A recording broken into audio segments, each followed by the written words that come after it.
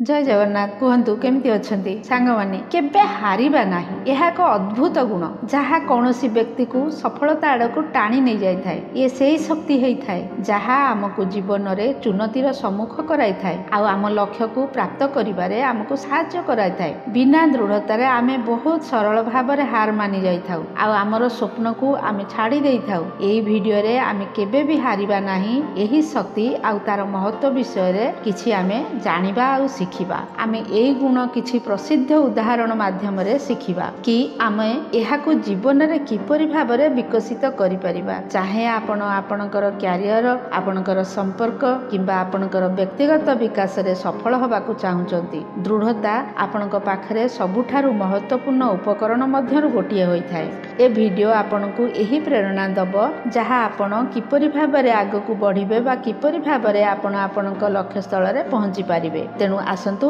आउ डेरी न करी एहाकु आजिर बुद्धंक कहानी माध्यम रे जानिबा कि दृढ़ता कौन आउ एहा आम मानक जीवन रे किपरि परिवर्तन आनी पारिबो। गोटे थर जने बड़ दुखी व्यक्ति जने महात्मा को सांगरे मिलिले आउ तांको कहिले कि मोर जीवन रे महात्मा जी बहुत दुख मु मोर पिला मानकु आउ मो स्त्री को आउ मो पूरा परिवार को केबे भी खुशी रे रखी पारुनी मु मो पई मध्य किछि करि पारुनी। केबे केबे थरे थरे मन रे एभली मध्य ख्याल आसी थाए कि मु मोर जीवन को नष्ट करि दबा पई आपण एते साधना करूछंती एते तपस्या करूछंती कोन आपण मते एपरि एक मार्ग दर्शेई पारिबे कि जहा साहाय्य रे मु ए खराब समय भितरु बाहर को आसी पारिबे दिन को 2 वक्त खाइबा जोगाड़ करि पारिबे मो पक्षरे संभव कोन या हेई पारिबो। एबे आपण कहंतु कोन एभली परिस्थिति रे मु बंची रहिबा दरकार बंची रहिबी तो किपरि रहिबी किपरि भाव रे मु मो परिवार को खुशी रे रखि पारिबी। कृपया करी कोनोसी साधारण उपाय रे मते बुझाई कहंतु जहा को मु सहज रे बुझी पारिबी काहेकि ना मु तो बहुत पढ़ा लिखा नुहे ना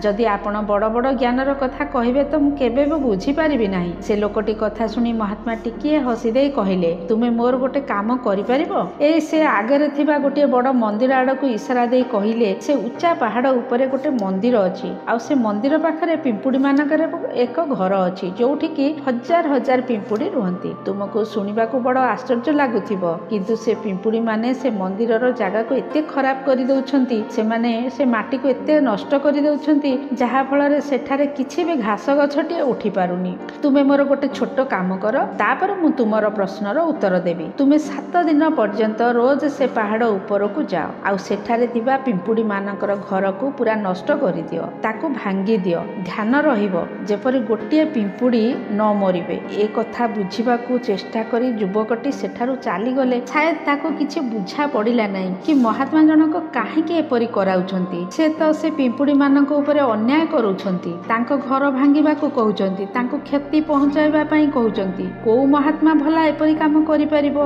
हेले पुणी भी से महात्माकर कथा मानी से परदिन ही पहाड़ ऊपर को जीवा आरंभ करदेले। जेतेबेले से पहाड़ ऊपर पहुंचिले तो से देखिले बहुत सारा पिंपुड़ी से माने तांकर खाद्य संग्रह रे लागि पड़िछंती। सबु पिंपुड़ी गोटे धाड़ी रे चालू थांती आउ अनाज रो छोट छोट दाना मुहरे उठेई निज घरे आनी जमा करूथांती। ए सब देखि प्रथमे से युवकर मन टिके कमजोर पड़ीगला। से भाबिला एमाने एते परिश्रम करी निजर घर को खाद्य रे भरुचंती आउ मु एमानक घर को धूली रे मिसाई देबी तो एमानकु केते खराब लागिबो।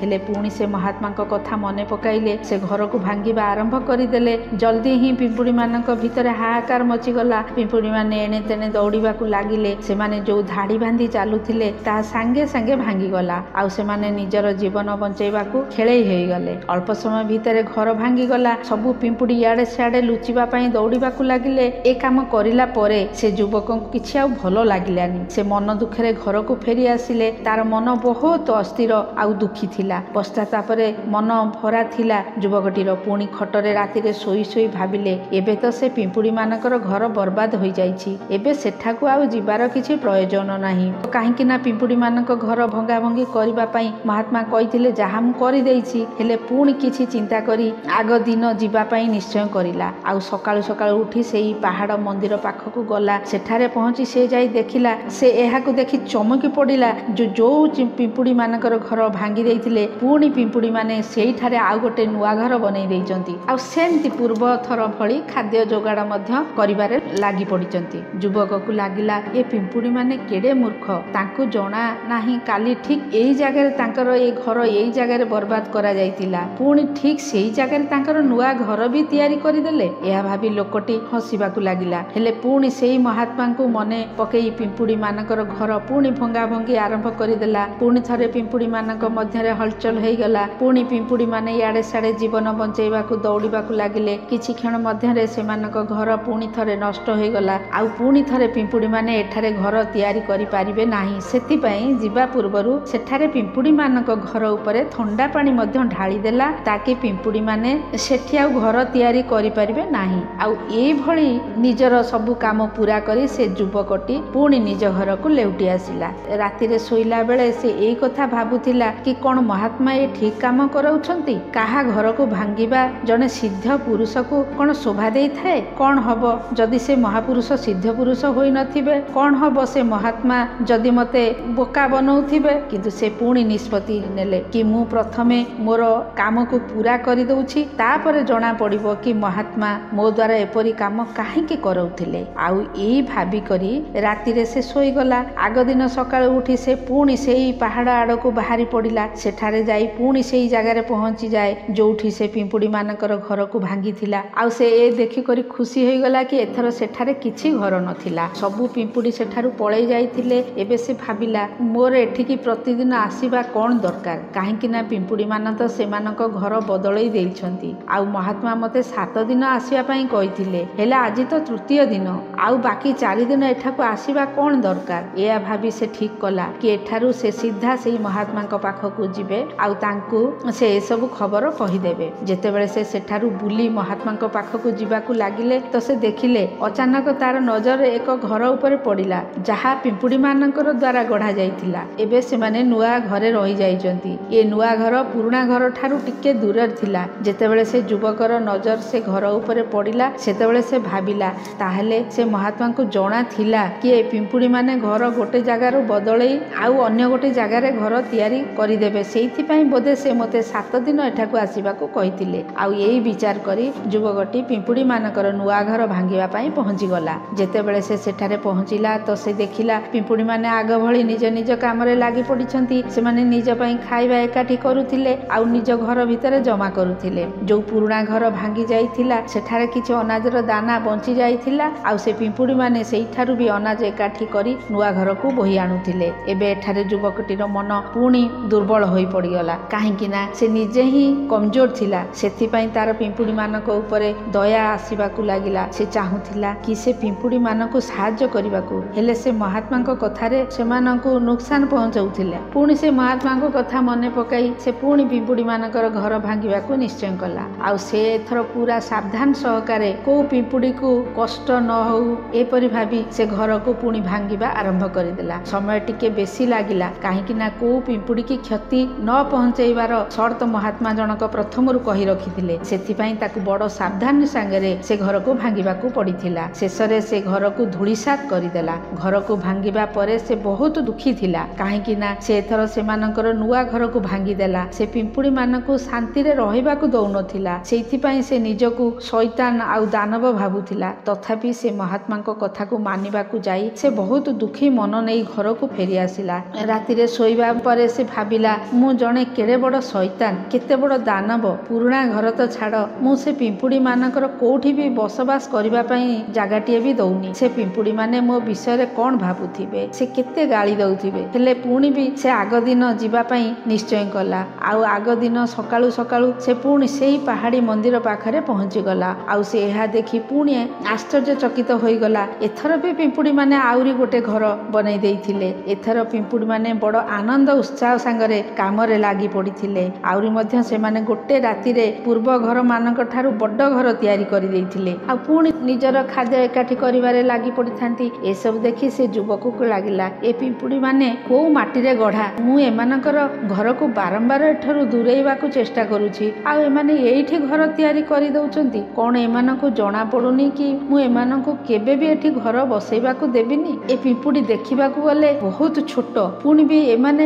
ହାର ବି ମାନୁନାହାନ୍ତି। ବଡ଼ ଆଶ୍ଚର୍ଯ୍ୟର କଥା। ଏଥର ସେ ପୁରା ରାଗି ଯାଇ ତାଙ୍କର ଘରକୁ ଚୁରମାର କରିଦେଲା। ହେଲେ ଏଥର ଘରକୁ ଭାଙ୍ଗିବା ବେଳେ କେତେକ ପିମ୍ପୁଡ଼ି ପାଦ ତଳେ ଦବି ସେଇଥିରେ ମରିଗଲେ। ଆହୁରି କେତେଟାଙ୍କୁ ସେ ନିଜେ ପାଦରେ ଚକଟି मारिदेला। तापरे से बाहर को आसी देखिला कि रागरे से पिंपुड़ी मानकर केते क्षति पहुंचाई देला। तार मन पश्चातापरे भरीगला। आउ से कांदी कांदी घर को फेरी आसिला। आउ राति रे शोइला बेले भाबिला मु से पिंपुड़ी मानक ऊपर बहुत बेसी अत्याचार करिछि, एबे आउ ए अत्याचार करि पारिबि नाही। आउ से ए कथा भाबी से परदिन पिंपुड़ी मानक पाई निज घरु टिके किछि अट्टा नेई सेई पहाड़ उपरे पहुंचिबारे लागिला। आजि ता मनरे पिंपुड़ी मानक ऊपर श्रद्धा भाव थिला, दयार भाव थिला। आउ से पिंपुड़ी मानकु साहाय्य करबाकू चाहुथिला। जेते बेले से सेठारे पहुंचिला तो देखिला पिंपुड़ी माने नुआ घर तैयारी करिबारे व्यस्त थिले। से बड़ दयार सहित सांगरे आनिथिबा अट्टाकू खुआइला। आउ पूरा 3 दिन पर्यंत से एठारे एया करबाकू लागिला। जिए 4 दिन जाक पिंपुड़ी मानकर क्षति करी आसुथिला सेई लोक प्रतिदिन सकाळु जाई पिंपुड़ी मानकू अट्टा खुआउथिला। 7 दिन परे से युवक महात्मा पाखरे हाथ जोड़ी कहिला, हे महात्मा मते क्षमा करि दियंतु। मु से पिंपुड़ी मानकर घर भांगिबाकू बहुत चेष्टा कली, आउ भांगिली भी। गोटे थर नुहे 4 थर मु तांकर घर भांगिली। तापरे आउ मु हिम्मत करि पारिली नाही, तांको घर को भांगी पारिली नाही। मु जानि पारुछि मु आपणको काम पूरा करि पारिली नाही, सेति पई आपण मते से उपाय कहिबे नाही जहा कि मते जो खराब समय रु बाहर को आनी पारिबो। किंतु एबे मते आउ किछि दुख लागुनी, मते लागुछि मु जहा करिछि ठीक करिछि। सेति पई मु आपणको ठारु आज्ञा नै करि फेरी जाउछि। कृपा करी मते मो घर को फेरी जिबाकू आज्ञा दियंतु। ए कथा सुनी से महात्मा हसी हसी कहिले कि पुओ एते भी जल्दी कोन पई, टिके रहि जाओ, पानी फानी पी टिके बसी तापरे विश्राम नै जिवो। एया कही से महात्मा जनक पानी नै आसिले। पानी पियाई सारला परे महात्मा से युवक को पचारिले, तुमे सत कुह तुमे काहे कि तुमे से पिंपुड़ी मानकर घर को ध्वंस करि पारिलो नाही। पिंपुड़ी मान तो छोटिया छोटिया, आ तुमे गोटे एते विशाल काय मनीष, फिर भी तुमे छोट छोट पिंपुड़ी मानकर घर को ध्वंस करि पारिलोनी। कुआडे गला तुमर शक्ति, कुआडे गला तुमर बाहुबल। एहार जवाब रे से युवकटी कहिला, हे गुरुदेव मु से पिंपुड़ी मानकर घर ध्वंस करि देइथिली, बार बार करिथिली, एवं एक बार तो मु रागरे से पिंपुड़ी मानकर हानि भी पहुंचेई देइथिली। हेले जो दिन मु सेमानकु हानि पहुंचैली से दिन मते लागिला कि मु काहेकि बिचारा निर्दोष पिंपुड़ी मानकु हानि पहुंचौछि, काहेकि मु सेमानकु एते कष्ट देउछि। आ सेई दिन सेमानकर क्षति करिबा बदल रे तांकु सहाय्य करिबा आरंभ करिदेली। एहा सुनि से महात्मा कहिले कि एही तो शिखिबार कथा। गोटिए छोटिया पिंपुड़ीटी आमको जीवनर संदेश दे जाउछि। मु तुमको से पिंपुड़ी मानकर घर को ध्वंस करिया पई पठेई नथिली, मु पठेई थिली एइथि पई कि तुमे से पिंपुड़ी मानक ठारू किछि शिखिबाकू। तुमको की शिक्षा मिलला से पिंपुड़ी मानक ठारू मते टिके कहि परिबो। एहा सुनि से युवक पूरा कहानी कहि चलला। पूरा कहानी सुनिला परे महात्मा हसी करी कहिले कि पुओ तुमे जहा अनुभव कल ताहा प्रकृत रे मु तुमको एया देखैबाकू चाहुतिली। तुमे केते थर से घर भांगिबाकू चेष्टा करिलो, केते बार प्रयास करिलो कि तांकर घर ध्वंस हेई जाऊ, किंतु सेमाने हर बार प्रति थर नुआ नुआ घर तैयारी करि चलिले। सेमाने केबे भी हार मानिले नाही। जदि सेमाने हार मानि जाई थांते तो पिंपुड़ी माने तुमको सेठारे मिली न थांते। जदि गोटे छोटिया पिंपुड़ी तांकर विश्वास आ परिश्रम द्वारा एते बड़ लोकर हृदय बदलई पारिले, तेबे तुमे तो मनीषर हृदय को बदलई पारिबो ना। निज जीवन रे निजर भाग्य बदलैबार किछि कारण तुम पाखरे नाही। जीवन कार्यशीलतार नाम, कर्मशीलता नाम। हेले आमे मनीष थरे दिथर हारी गला परे भांगी पड़ी थाउ, आ पुणी जीवन रे प्रयास ही करंती नाही। आउरी पुणी किछि लोक तो हारी जिबा जोगु जीवन को खत्म करबा पई मध्य आगई जाई थांती। हेले पशु मानक भितरे तुमे गोटे जिनिस देखिथिबो, सेमाने तांकर जीवन केबे भी शेष करंती नाही। तुमे केबे भी सुनी नथिबो कि गोटे पशु आत्महत्या करिछि। भले से पशु केते खुंखार होउना काहेकि, केते दुखी होउना काहेकि, किंतु से तार जीवन पई सर्वदा संघर्ष करि चाली थाए। किंतु एइठी अन्य पटरे देखिबाकू गले आमे मनीष माने एक गोटे दुई थर हताश होई गले जीवन को नष्ट करि देई थाउ। जीवन तो कर्म करिमार नाम। एइथि पई मृत्यु पूर्वरु कर्म करिबा को केबे भी छाड़िबा नाही। काहेकि ना मृत्यु परे तो तुमे परम विश्राम रे चली जीवो, तो ता पूर्वरु काम करिबा काहेकि छाड़िबा, काहे हताश हेबा। जदि तुमर गोटे घर भांगी गला तो आ गोटे घर तैयारी करबा को चेष्टा कर, प्रयास कर। आउ चेष्टा करी चलीथिबा मनुष्यर जीवन रे केबे भी हार ही हुए नाही। यह तो तुमे से पिंपुड़ी मानक ठारू देखिच शिखिच। देख केते छोट से माने, आउ तुमे एते बड़। हेले तुमर मन ठारू सेमानक मन एते बड़, एते विशाल, एते दृढ़ संकल्प कि बारंबार घर भांगिया परे भी से पिंपुड़ी माने केबे भी हार मानिले नाही। अन्य शिखिबा कथाटी एया थिला कि जेतेबेले आम उपरे खराब समय पड़े आमको लगे कि ए समय केबे भी मो जीवन रु जीव नाही, ए खराब समय मो जीवन को पूरा बर्बाद करदेब,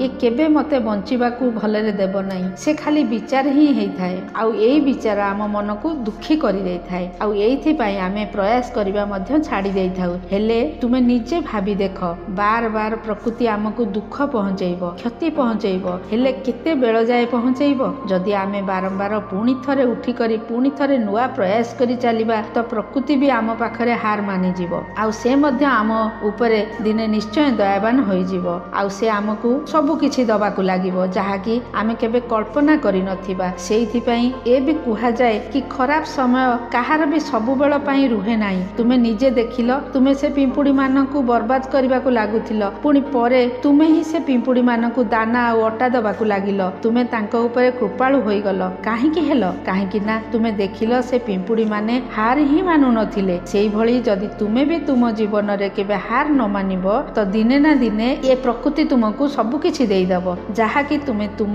जीवन रे पाइबाकू चाहुथिलो। दिने ना दिने प्रकृति कार्यर परिणाम निश्चय देबो। तो सांग माने किपरि लागिला आपनकू ए कहानी कमेंट रे निश्चय कहिबे। आ भलो लागिथिले चैनल टी को सब्सक्राइब करिवे आगकू एही भली वीडियो देखिबा पई। पुणी थरे कथा हबा पर वीडियो रे, सेतेबेले जाय खुशी रे रुहंतु, व्यस्त रुहंतु आ सुस्थ रुहंतु। जय जगन्नाथ।